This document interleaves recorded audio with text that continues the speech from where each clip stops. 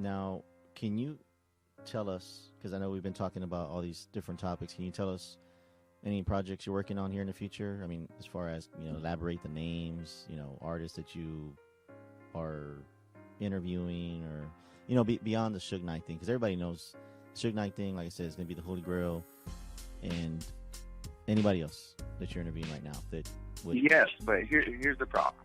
Here's the problem. If I say their name, then there's going to be a campaign from a lot of people that are going to call me a lot of names and try to get a hold of these people to try to stop it.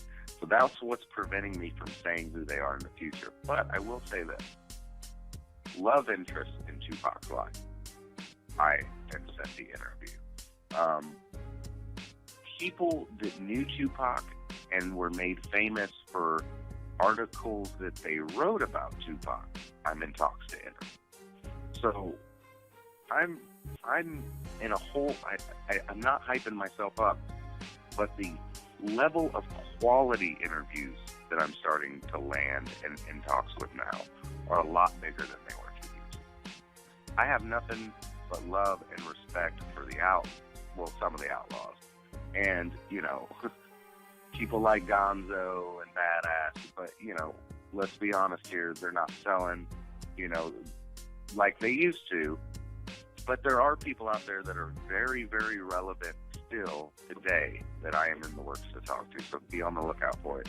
And I'm not being clandestine here, but I think that if you really have been following all the drama that's been going on, if I say XYZ, then they're going to get hate letters instant.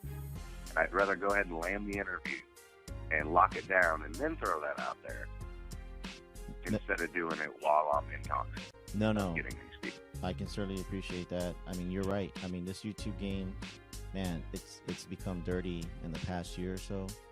A lot of people have flip-flopped, and this is what I say. I mean, stay true, stay real to the people that brought you in. I mean, you brought me in, basically. I mean, I started the Tupac thing, and I mean, you've grown my channel alone by many subscribers. So I just know differently as far as staying loyal to somebody. And the thing is if you're not going to mess with somebody, then it's just best to just leave them alone, not talk bad about them, and just move on, carry on, however it is what you're going to do. But, all this flip-flopping back and forth, one day you believe this, and then one day you believe that. That kind of just shows your credibility on where you're at. And there's some real people out there, and then there's some people that, man, you just can't trust. So that's what this becomes. So I understand exactly what you're saying. But I do want to talk to everybody that's out there to go to your channel, to look at your old videos, look at the new things that are coming in, that you're bringing in. You're working hard. You're bringing the quality content, It's not the same old stuff week in, week out. And like I said, the numbers speak for themselves, okay?